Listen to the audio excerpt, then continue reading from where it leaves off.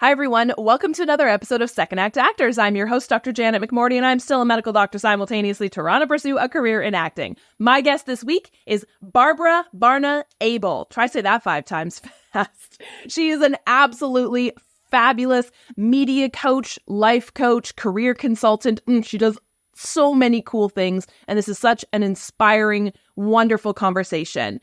She has a really interesting niche when I was researching her a bit, because as you all know, there are a million cajillion billion people out there who identify themselves as life coaches, acting coaches, media coaches, or whatever. She is legit one of those. She's not a scammer, obviously, but she has a really cool program that's really focused towards hosting, towards online hosting, TV hosting, stuff like that, coaching for that type of, to be honest, acting, because that's what it is. And so I really love talking to her. I love jibing with her. Please enjoy the incredibly lovely Barbara Barna Abel.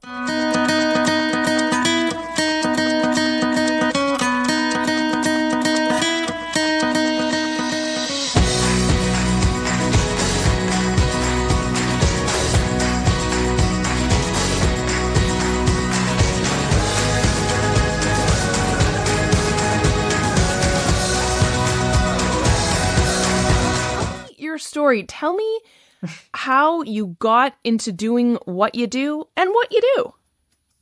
Well, how I got into what I do is how many people get into what I do is I fell into it. So what I do now is I am a media coach, and I specialize in helping people, all sorts of people, communicate through a lens.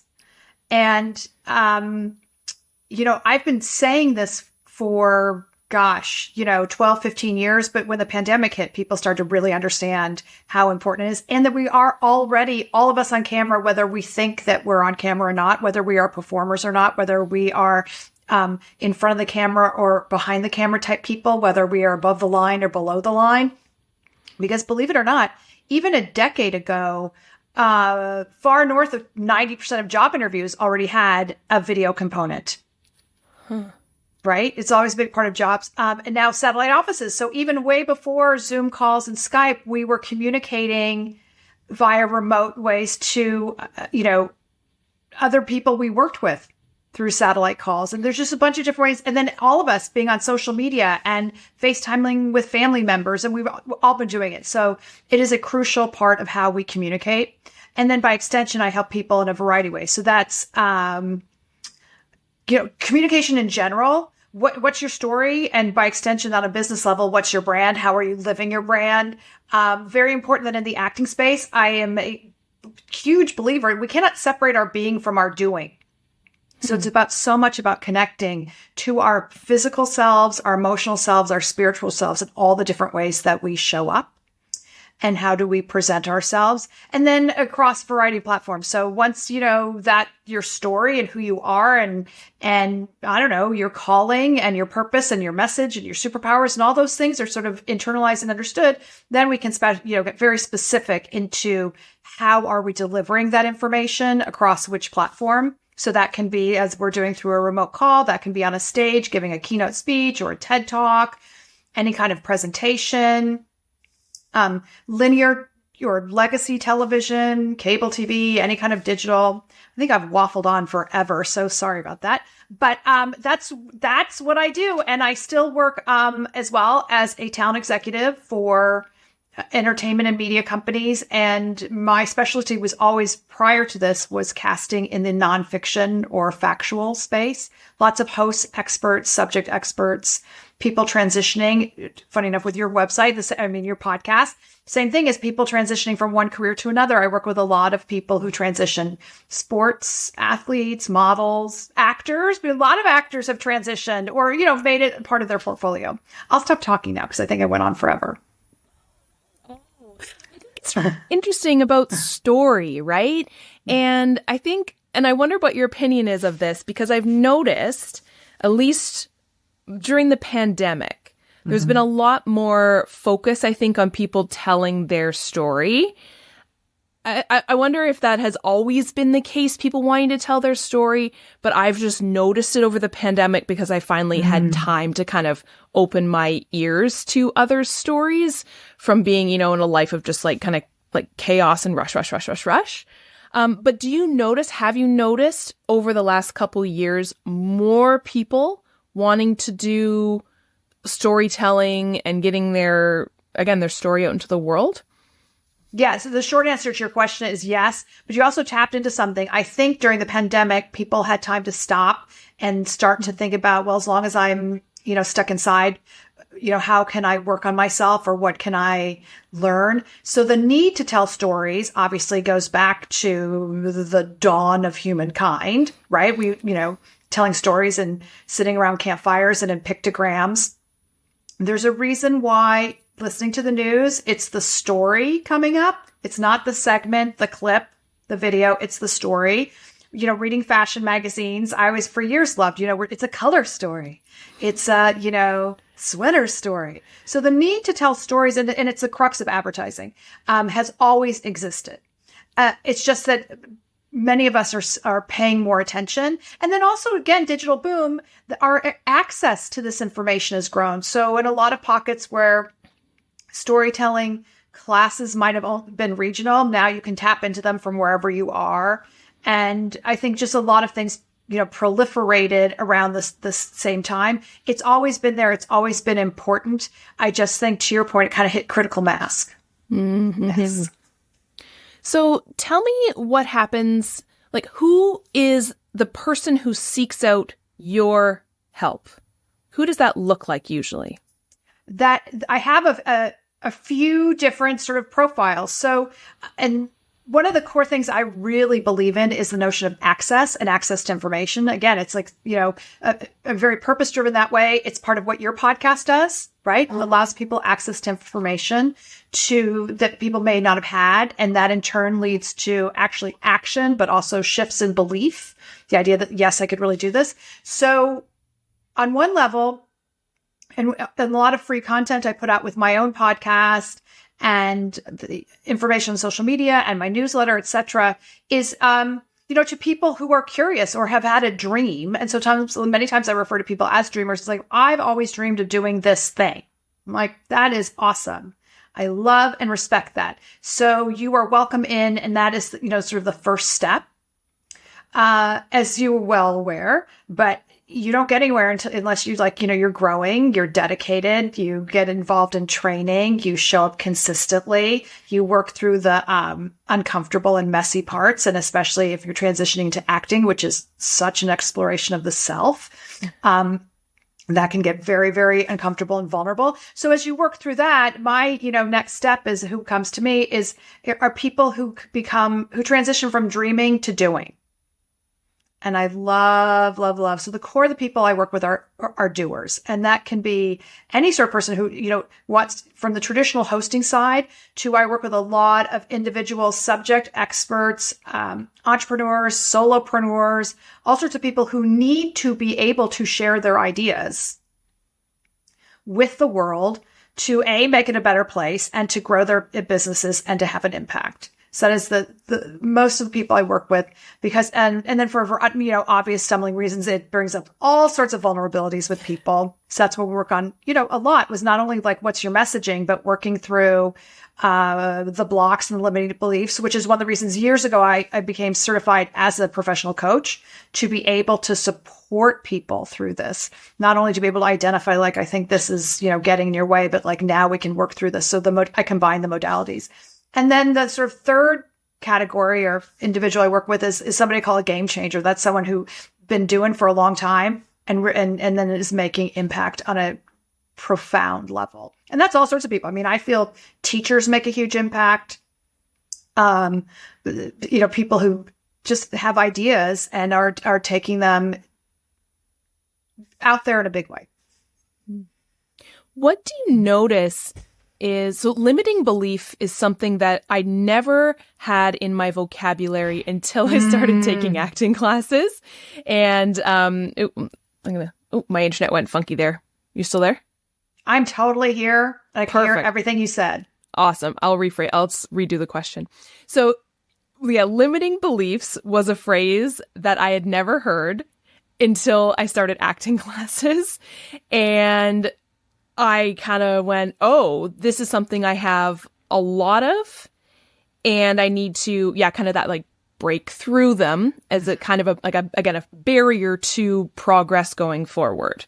Mm-hmm. What have you noticed? Have there been any kind of overarching themes or similar limiting beliefs in the people you've worked with? Like kind of what's the word I'm looking for? Like common limiting beliefs that seem to be a barrier. No, that's a great question. They're common blocks, limiting beliefs, false assumptions, any of those stories that we tell ourselves that get in the way. So, one, it just the granddaddy of them all is that I'm not good enough. So there's a lot of imposter syndrome.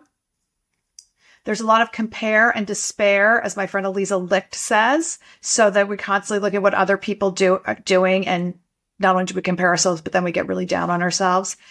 And these things exist at all levels. There's also just really intense attachment that we all get into how things should be done. And I'm a big believer. One of my platforms is, stop shoulding yourself, stop using the word should, remove it from your vocabulary. But just, so at the end of the day, a lot of it, what is fear-based, that I'm going to fail.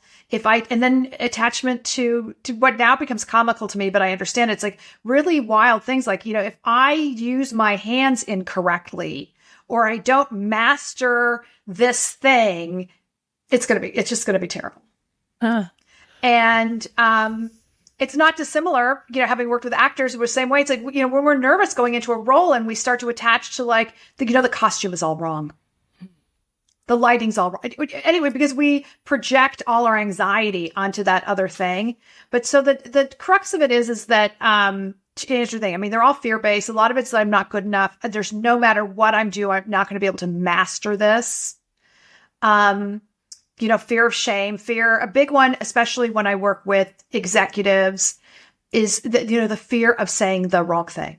Mm-hmm. And that does have some different consequences in terms of cancel culture or saying the wrong thing and it affecting stock price. So that's a genuine concern. But so that becomes a notion of where the coaching side is really important, is so that we acknowledge the anxiety and the fear, but we shift from being focused on the fear to focus on the empowerment conversation. So then we break it down. So it's like when I do all these things and I have prepared, because again, this is where I talk about acting all the time. It's like an actor, Helen Mirren, who I just think is a goddess, does not wake up in the morning and say, Shakespeare, done it, sleeping in, been there, done that. I'm just going to, waltz in, 15 minutes before the play starts. Never. An actor would never approach anything that way. But in the spaces I inhabit, many people get confused and think that this is just talking and that it requires no preparation. We're communicating. We're sharing ideas. Everything is a transference of energy, right? So it takes thought and preparation. And so when you back up and understand it that way, going, okay, this is the result I would love to have. This is how I would define success in this situation. Like if I get these words out and I touch people and I make an impact, that will feel really good. And I'm going to go, okay, great. So what do we need to do to get there? So part of that, and right, it takes intention, thought, consistency. It does take practice. And then that shows up in a variety of ways. That gets into the same thing with an actor. An actor doesn't go out cold. You're going to warm up. You warm up your voice. You warm up your body. I have to teach people that in the talking space. These things are all interconnected.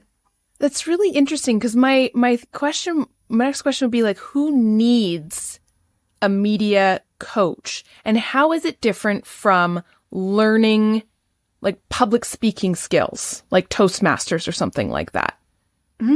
Excellent question. Okay, so I'm going to say that everyone needs a media coach, and not just necessarily in the self-serving sense, but again, going back to Dame Helen or any number of people, great actors, great opera singers, elite athletes work with coaches their entire lives, right?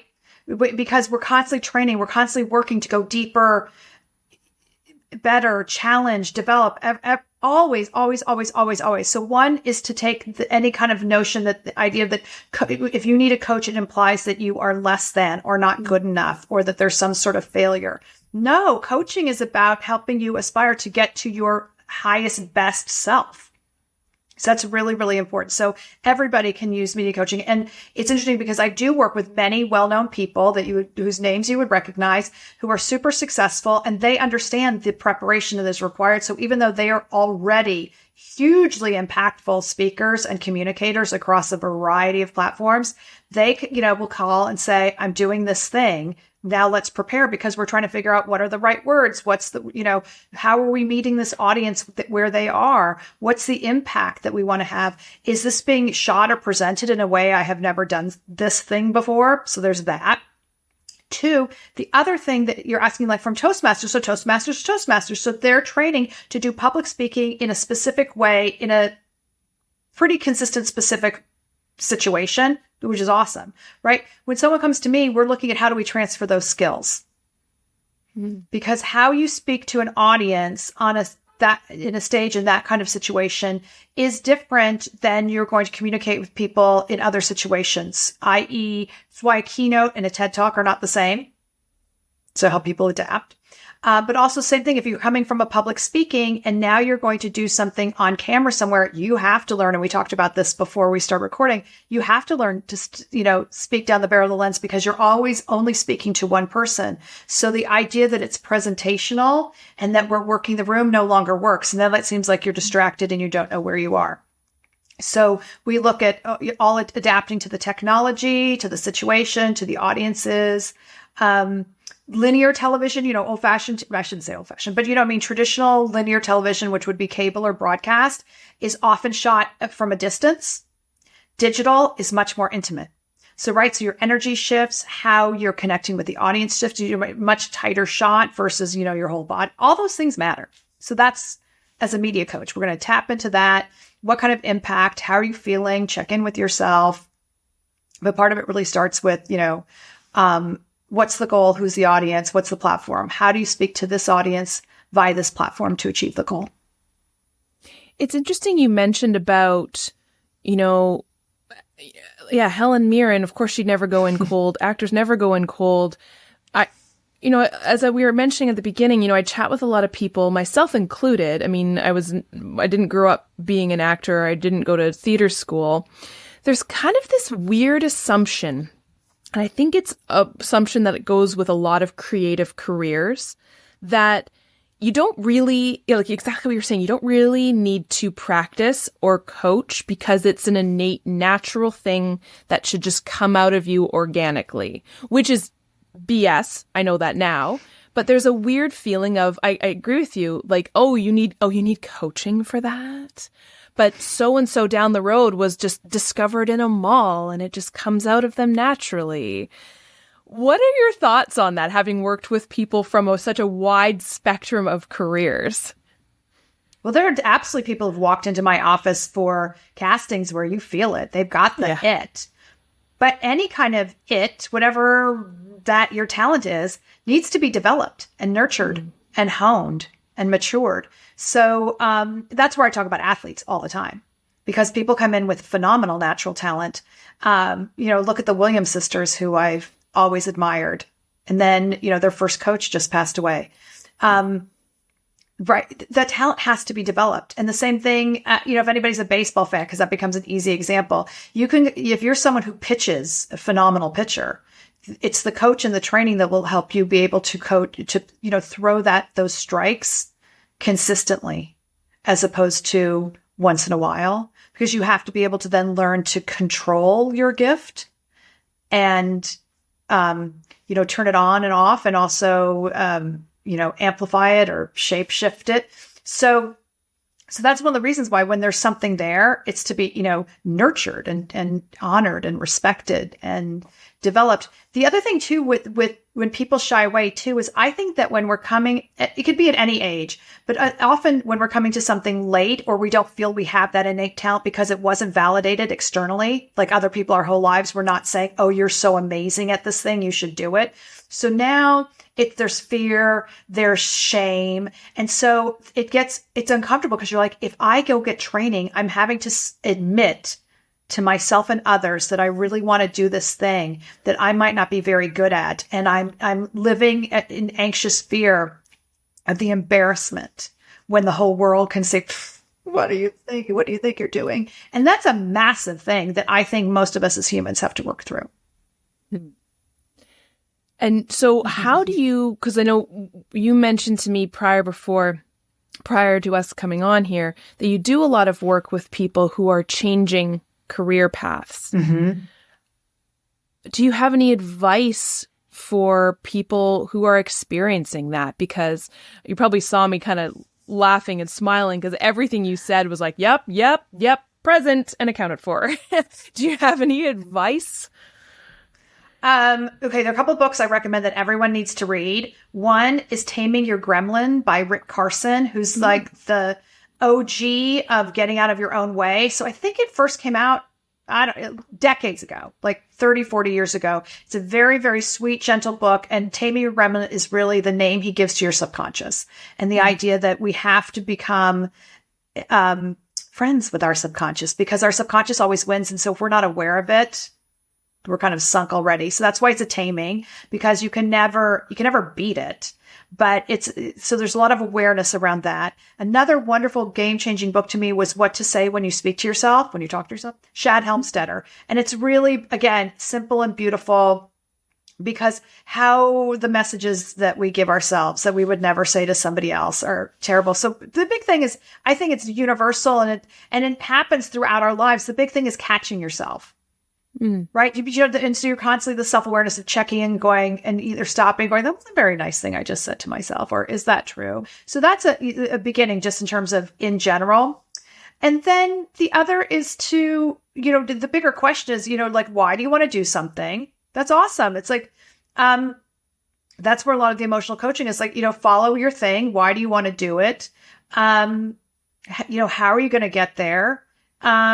And it's really sort of growing into the bravery of standing in your own light, right? And then, because part of the deep thing is the why. It's like, if you're looking for external validation, if you're looking the constant quest to still get the love you might not have gotten as a child or whatever that is, or, the mythic, boy or girl from middle school that never quite loved you, all those things that we all carry around with us. What I'm getting at is to have the awareness around that going, no, do it for yourself. Don't do it for that. And the growth around that. So, but my point is, like, if the pandemic taught us anything, life is freaking short. If this brings you joy, go for it.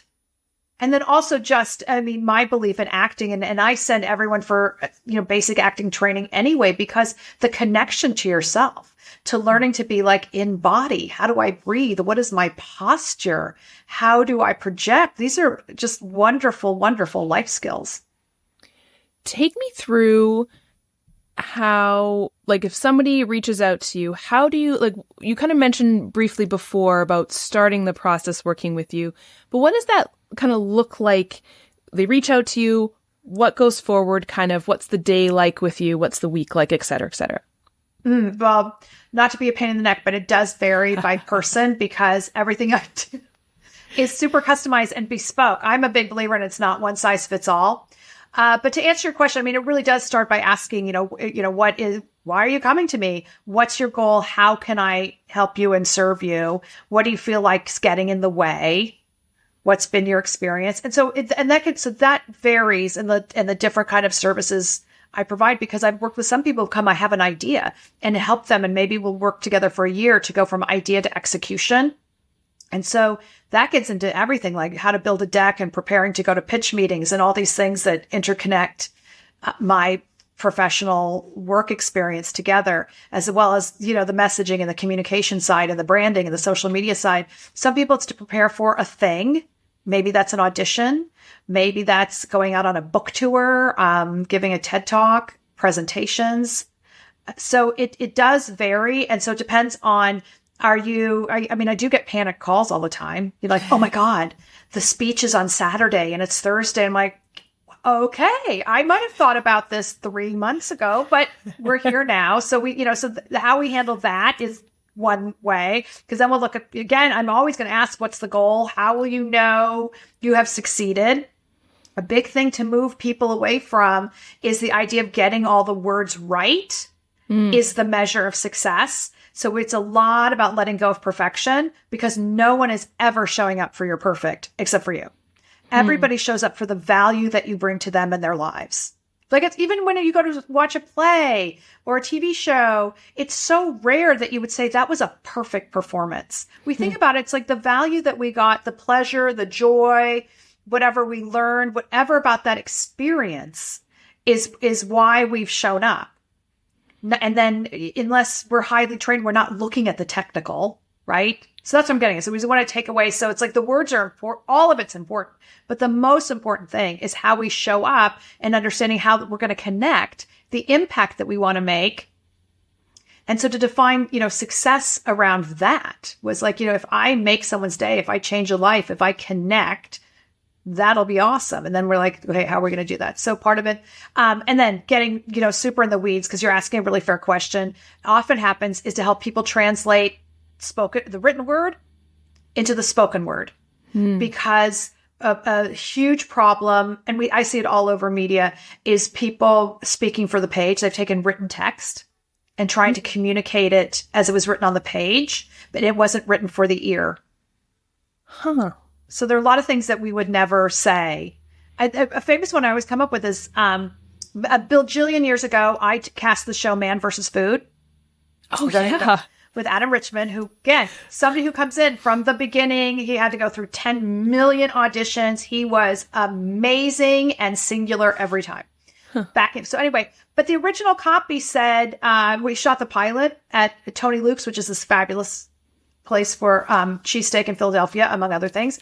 But it said they'd been making juicy, delicious Philadelphia cheesesteaks for over a quarter of a century, which makes sense on the page if I was writing marketing materials, but nobody says that. It's 25 years when we're talking to each other, because otherwise, so that's just fundamental, right? But one of the reasons it's important, if people are trying to understand why am I getting like persnickety, is because what happens is you lose your audience when they have to translate. They're pausing to actually go they meant 25 years. And so it gets on. So it's the power of direct language, because if you confuse, you lose. I'm quoting Marie Forleo. And another book I recommend that's brand new is Smart Brevity from the people at Axios, because they're spot on with the notion of, don't get clever. Don't get hung up on clever when we're communicating. I mean, wit and humor are awesome, but I meant, $10 words when just one syllable will do. But so anyway, that's a big thing I help people with. And then also translating into what are your cadences? How do you speak? Because when I started in the dark ages, pre-social media, pre-digital, there was one way to, read a teleprompter. And that was, you looked a certain way and you read a teleprompter a certain way and you hit your beats a certain way. And if you could do that, you could be a host or a presenter. And now that's completely out the window, because that reads completely inauthentic.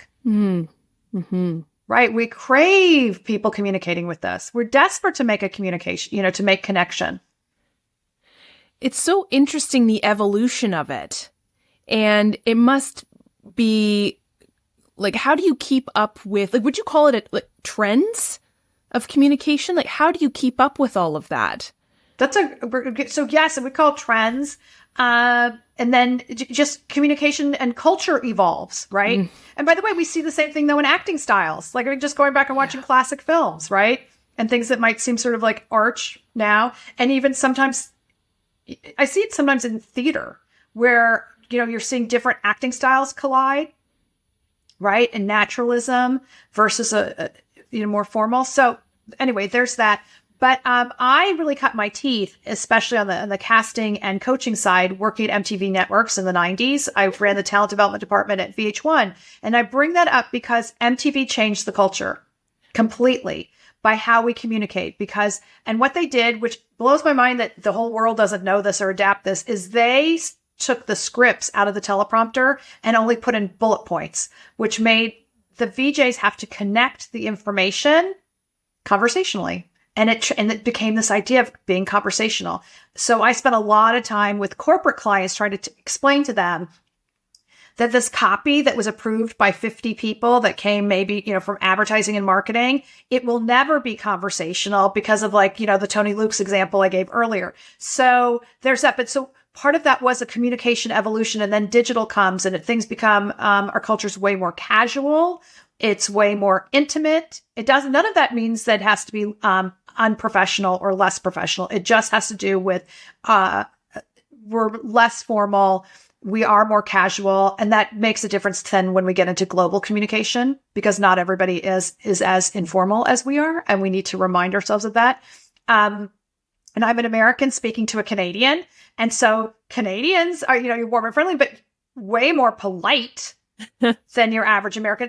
So one is keeping up now, even on global communication and working with clients who are international and working with international companies, and how even do employees speak to each other. So there's that. But so yes, so it's one of my favorite things though, kind of on a nerdy level, is keeping up. It's like, how has this evolved? What is the going thing? And then on top of that, then how is that going to work for any individual? Because you have to be true to who you are. And so there's some people who are much more formal and presentational, and that can absolutely work. Absolutely. And then there are others who are, just, I don't know, letting it all hang out. So, there's kind of a scale, but it's way less formal than when I started. Even when I got out of college, there was one resume. Right? It didn't matter if you're working in finance or entertainment. All looked the same. It was on, cream paper. If you're really kind of going out there, you might get beige. But now, right? All of it doesn't matter what industry you're in. It's always about telling your story on that piece of paper, whether you're an actor or in finance. How do you tell your story? And by the way, I know I'm going off on a tangent, but I've worked with a number of actors and really, really helping give themselves permission to explore, how can I tell my story differently? Because the hosting and factual side that I come from is so much newer. There's still, a little bit of Wild West, but acting, the protocols are very, very deeply entrenched. So, and their formats and their templates and their right ways to do things. But every now and again, it's okay to push the boundaries a little bit if it's going to be impactful, or how are you telling your story? It doesn't mean going out there and being way out there for the sake of that, but it means giving yourself permission to, like, I don't have to be hemmed in. The question I get a lot from people, am I allowed to do that? I'm like, first of all, thank you for thinking I'm the omnipotent one, but it's not up to me. We always have to ask ourselves, I don't know, am I allowed to do that? Who's the gatekeeper? And you really want to ask is, again, what's the goal? Why am I trying to do this?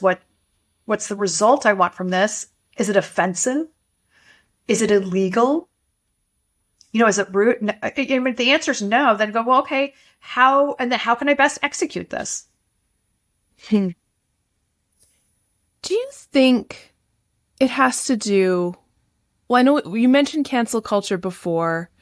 I know we have a mutual acquaintance in Vinny Potestivo, who we had an amazing conversation about youth culture, kind of changing everything, putting the power into youth. And then my thought was, the youths have such, I don't want to say poor attention span, because that's a negative thing, but it's definitely it's a reality. I know in the acting world, if you even look like you compare acting styles from back in the day till now, or even like films from back in the day till now, our attention spans are so much shorter. So they're like quick cutting back and forth with different scenes so quickly now these days. Do you find that is something is that the reason why there's an informality, is because everything's just so quick that you can't be formal? No, I actually don't think they have anything to do with each other, but it's an interesting connection that you're making, because I really think that, MTV led the way, because that was, the 90s are really the last time we had a monoculture where, so if you lived in the United States and you were a teenager at that time or in middle school, you came home and you watched TRL. Like, it's a shared experience. And then it just started to trickle out, because it started to impact how other media communicated. And in the United States, it drives culture. So there's that, and I don't even know, it's interesting what you refer to as youth culture, because I was born in the 1960s when there was the first sense of a youth quake. And I don't know that youth culture drives as much now as we think it does. I still think that, like, the big guys, meaning Google / Alphabet, the metaverse, etc., deciding what's what. But to your point, I actually think I think it's actually digital technology that has led to shorter attention spans because we have all this immediacy and content started to get shorter. So I think that drives it more. And then two, it's also the impact of gaming, which I'm like, appreciate gaming, but look at how many films are either based on games or are now shot and cut to reflect the expectation of how games work and how we interact with games. So I think that is really, really important. And then finally, in ways that I think are actually positive and productive, we start to understand you can say a lot with fewer words in a less amount of time. I mean, one, Twitter, God rest, taught us, for a lot of us, it was a good writing exercise. Can I express this in what was originally 180 characters and then got to 240 or whatever it is? So that was a good training. But so the same thing happens in, when you're creating content on social media or you're a young storyteller and a filmmaker, whether you're making, shorts or a feature length film, it was like, I don't need as much exposition as I would have thought in the past. I don't have to explain as much as there's so many tools to visual storytelling and the audience comes along. So I think to answer your question, because I thought it was a really valid question, I think it's an intersection of a bunch of those things at once. And yes, we have, and then part of our collective short attention has to do with and we have so much incoming. Part of that too is the fact that, that the data on that is pretty conclusive about just how many messages we get per day, that we didn't have the rate of acceleration in our culture, all of us globally, is massive. That if you were frozen in like the year 900, you could have been thawed out in 1100 and not a lot would have changed. Like you could have just picked up where you left off, just new people. Then stuff happens around the printing press and the Industrial Revolution. Now, then we're getting to 100-year cycles. Now we're in like 5-year cycles where it doesn't matter what you do. So that's both good news and bad news. The good news is like, we can all jump on the carousel anytime because, nobody's an expert forever. We're all constantly have to learn this stuff and it's really fast. But the downside, obviously, it's like really overwhelming. And on any given moment, you were like, holy, get me off of this thing. It's like, George Jetson. Right? It's funny because that's exactly the reason why I think people would need somebody like a media coach, because I know, especially as I gain great wiseness and maturity in this world, I start realizing this merry-go-round is going very fast. And, I need a little help. I need a little help with it. It's interesting. To that point, that's a reminder too about the permission slip that it's okay to rest. It is okay to stop. That, to, challenge the voice in your head that's always, I should, and ask, okay, really, should I? So it is, because first of all, we all need it, physically, emotionally, psychically, spiritually, whatever have you, the body needs rest. And so to, put stuff down. And I'm feeling it this year. And I think thematically, I'm seeing it a lot of places is, don't go hard for the end of the year, go gentle. Mm-hmm. Do you have a favorite moment in your career? I have moments. Wow. That's a great question. They're different, like really wonderful, wonderful moments. I did lots of things that happened at VH1. I had wonderful moments working. I created the original RuPaul show. So just, Ru coming out on stage at the first VH1 Fashion Awards and just different things like sort of coming together were really wonderful moments. There are aspects too of, working on Queer Eye for the Straight Guy where that was just like, what an incredible moment. They're also there's so many little things. It's a sweet question that you ask because every now and again, to watch a client somewhere and to see, to know where they started and to see the connection, and then to get it. It's really wonderful. And sometimes it's years later. I just got a note recently for someone who booked their dream gig and it's been, took 5 years and they're so happy and they're so fantastic doing it. So those are just joyful moments for me. They're often sometimes just in the middle of a training where I'm like, I'm so aware that this is where I'm supposed to be and I love it. Oh, that's a lovely feeling. I think that's That's kind of like the crux of why I'm doing this podcast, right? And celebrating the people who've made choices like that, because that feeling of this is what I'm meant to be doing and it was missing before. I think that's, when you start to feel that, I know it's almost like a privilege to feel that, because I know a lot of people don't get that. And it's exciting. That's wonderful.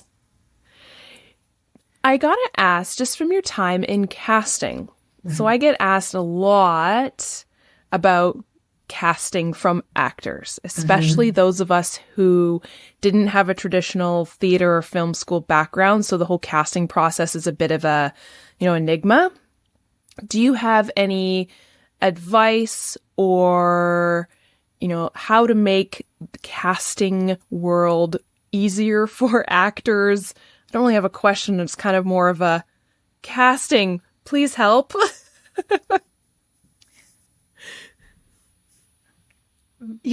Most of my experience, I've done some scripted, but most of my experience has been in the unscripted and factual. And in this space, we're always rooting for you. Yeah.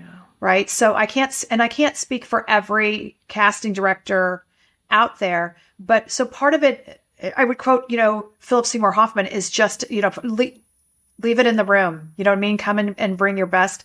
And you have to, again, that goes back to, self-talk, is to shut out all the other noise, because it can be really intimidating.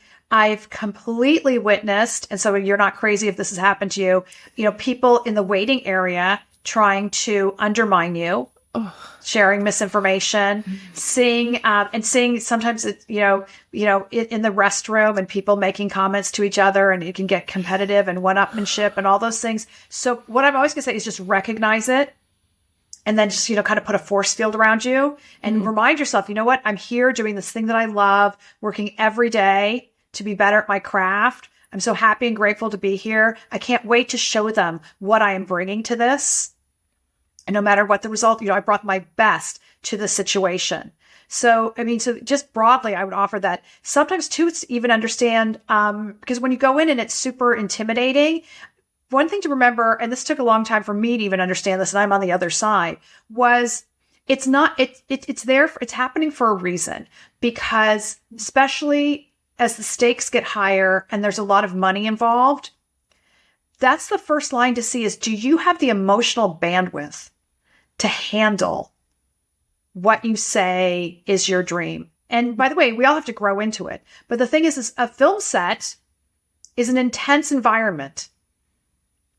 And everybody's there to learn and support. But it's, so if you go weak because that was a brutally intimidating casting director, imagine when you're really on set. So that's one of the things we're really looking for, is to understand how can you handle that? And it often gets a lot warmer as you go through the callback process. They were just like, do you have it? Can you handle this?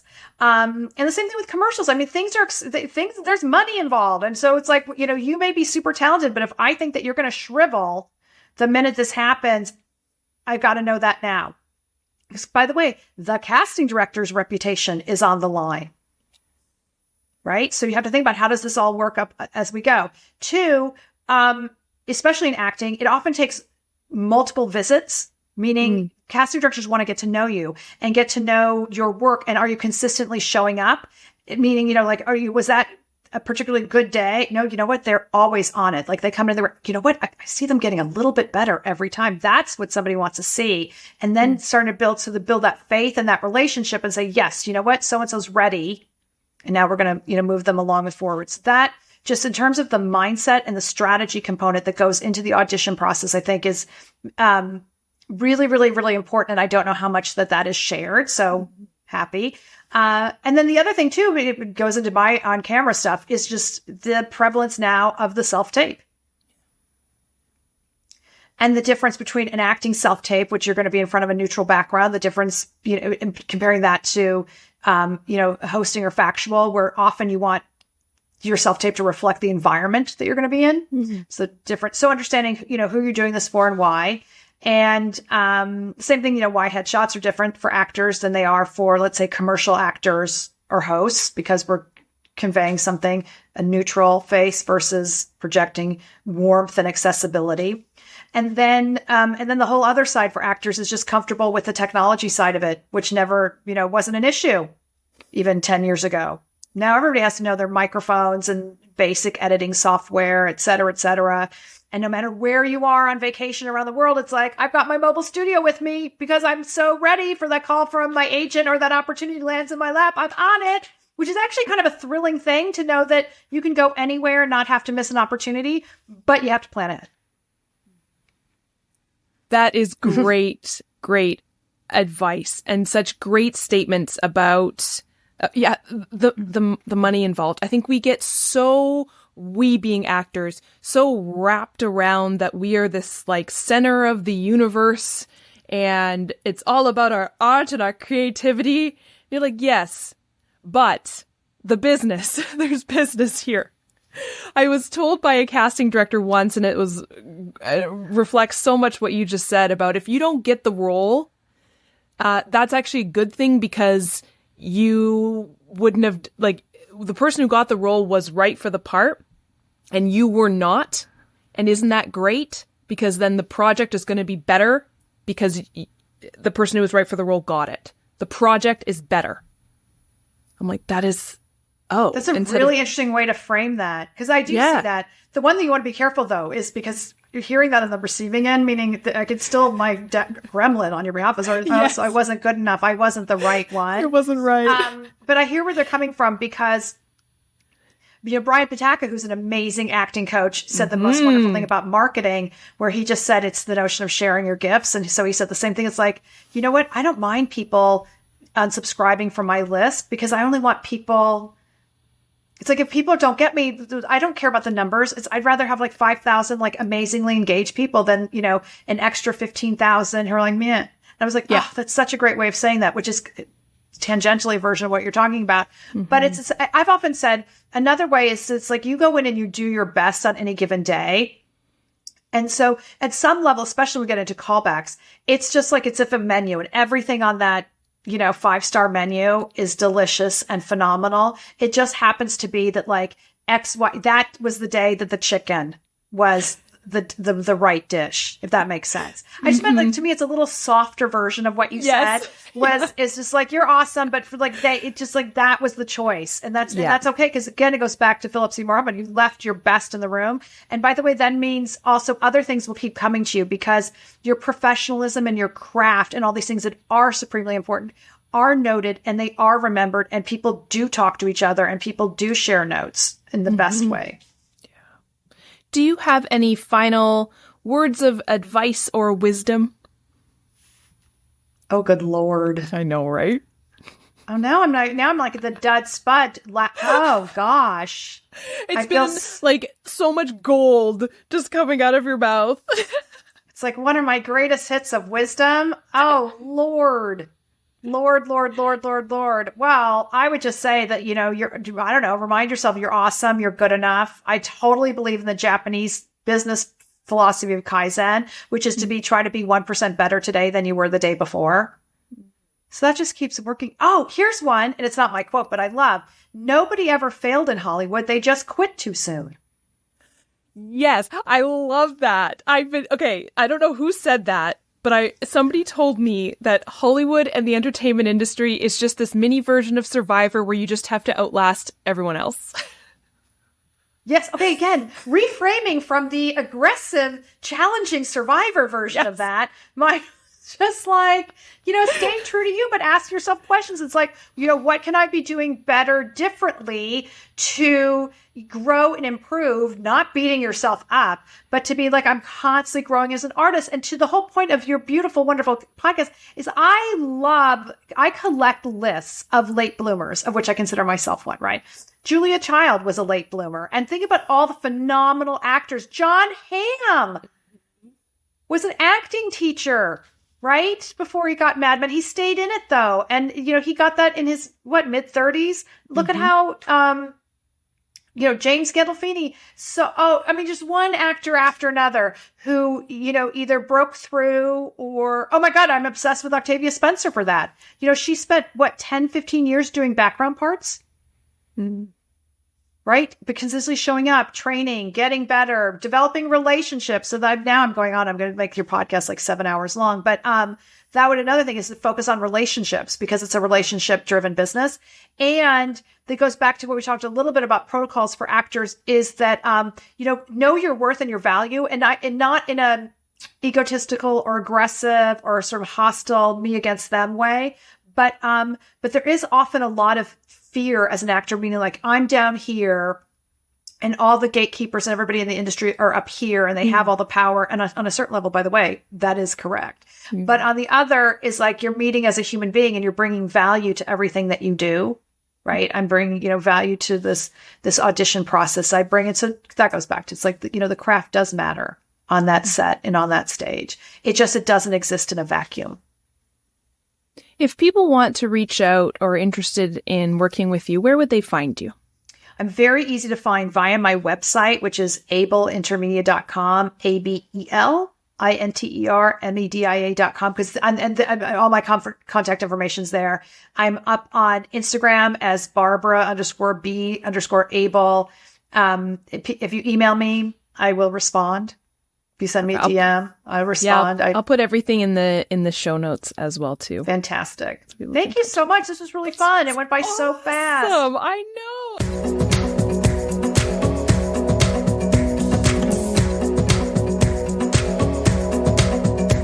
Thank you, everyone, for tuning in. And thank you, Barbara, for being my guest this week. If you are interested in working with her, all of the links to find this lovely human being are in the show notes below. I hope you will all tune in next week for another episode of Second Act Actors. Bye.